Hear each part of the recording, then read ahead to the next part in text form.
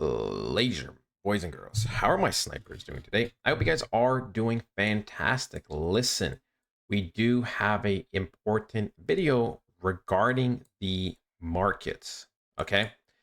Now, the reason why this is actually a very important video is because, um, ladies and gentlemen, right? We talked about how a couple days ago when I was on vacation, yes, your boy's back, but everything's still kind of not normal yet, 100%. Tomorrow will be normal.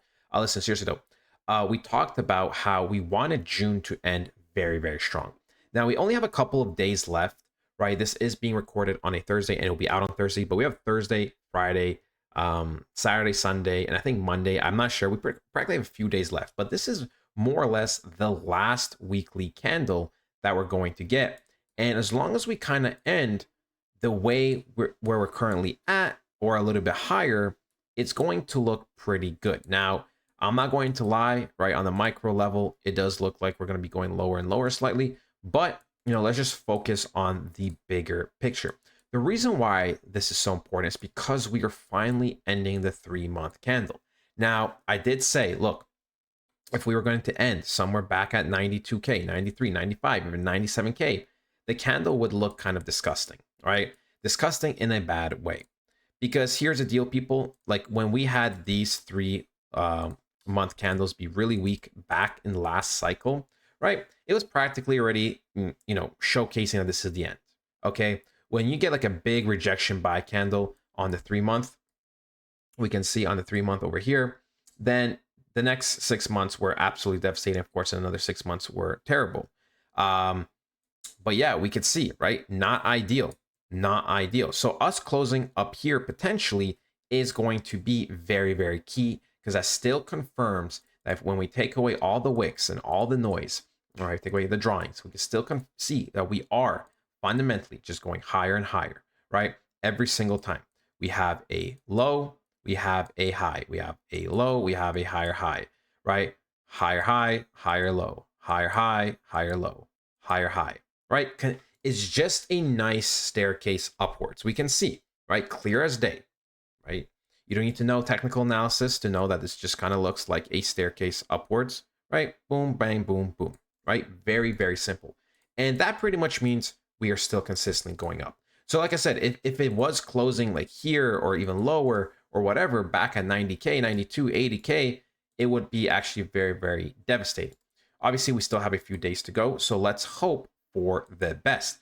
But we can see when you go on something like the monthly, I will say, right, even though we did create a higher high, right, high here and high here in May, June has kind of been a sideways month. Overall has been a sideways month, and we can see we are actually losing some type of momentum.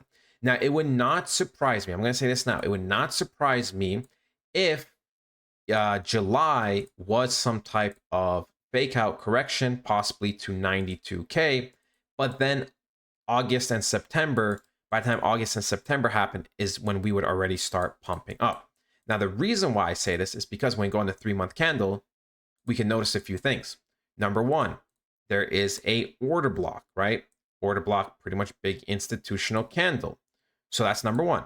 Number two, we know, ladies and gentlemen, that there is a gap at $92,000. Okay, we know it's been proven. Gap, right? If we go look at the daily, we can see gap at $92,000. Okay, number three. Okay, we also do notice a lot of weak momentum when it comes to the June candle. Okay, we can see we're losing momentum.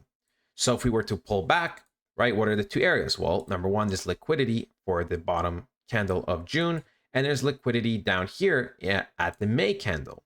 Okay, so we have two very, very key points of liquidity, which also goes into the 3-month candle, which also goes into a monthly imbalance, which also technically goes into this massive support and resistance, which would also technically create a reverse head and shoulders, being one of the most bullish reversal patterns, right? A reverse head and shoulders is super, super bullish, and a normal reverse head and shoulders, or sorry, a normal head and shoulders, right? When you have structure, head, structure is extremely bearish. But for us, it's reverse. It's in reverse, right? Because the head is at the bottom, right? We also have that We have so many confirmations that if we did pull back, that it would sweep certain areas, fill up a weekly imbalance, most likely, even possibly fill up the daily imbalance right over here, fill up the gap, do the most fundamental retest, and then go higher. Okay, so that is something we do have to consider, which I mean, technically, yes, ladies and gentlemen, that means your altcoins would get wrecked once again. But it doesn't have to be this way. It doesn't have to be, but that is just something I'm putting out there right now that there's actually a decent probability. One thing we are going to be paying attention to is also how the weekly candles close. Okay, because we can see last time, right, December, January time, we had a high, and then we did have like, this kind of like noise over here. Things were going well. People were just like, oh my God, we're back. And then a few weeks later, we were down, right? And there were indications in the market back then creating a lower high on the weekly. Now, if we did end the weekly like this, what would this show? Well, we have a high and we have a lower high. So potential concerns. Now, like I said, this doesn't mean it's necessarily going to happen. We still have a couple of days left, right? But as of right now, we aren't really creating any type of higher high when it comes to these highs over here, right? We're really not, right? We are struggling to create higher highs and we're still creating technically lower lows. Okay, so we are kind of just channeling this way. Something that it feels like something very, very similar, ladies and gentlemen, is kind of the way we were back here, right? We were just kind of going up and down, kind of going diagonally, and then eventually we broke out. Now, this would be really, really annoying in a way because that means, potentially another 3 more months of sideways movement, right? If we don't break out in August and September, which would mean, we just go up, sideways, do what we have to do. And then again, by near the end of the year, that's when we would actually break out. And that's when officially we most likely would have the final leg, the upside. Okay. Now, fundamentally, like I said, that would be really great in terms of in terms of our coins and emotions and wanting to cash out, not so ideal. Okay. I think a lot of people are just mentally exhausted with this altcoin season and just with this cycle. For me, it's one of those things where if I still see cheap buying opportunities, I am going to be, taking the risks. I really am. I'm still super aggressive.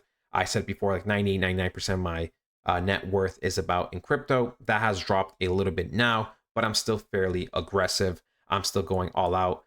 For me personally, my lifestyle changes and everything are going to happen after altcoin season, after the cycle is over. And if things blow up, they blow up. I'm still young. That's my mentality. Of course, you guys need to have your own plan and need to know what you guys are doing. Speaking of that, if you do want your own plan, a portfolio review, and to have more advanced technical analysis, highly recommend joining the community, as well as we are going to be calling out many, many coins this altcoin season. We already had some big winners, so do not miss out on that, ladies and gentlemen. That is it. Hope you guys did enjoy, and I'll talk to you guys next time. Goodbye.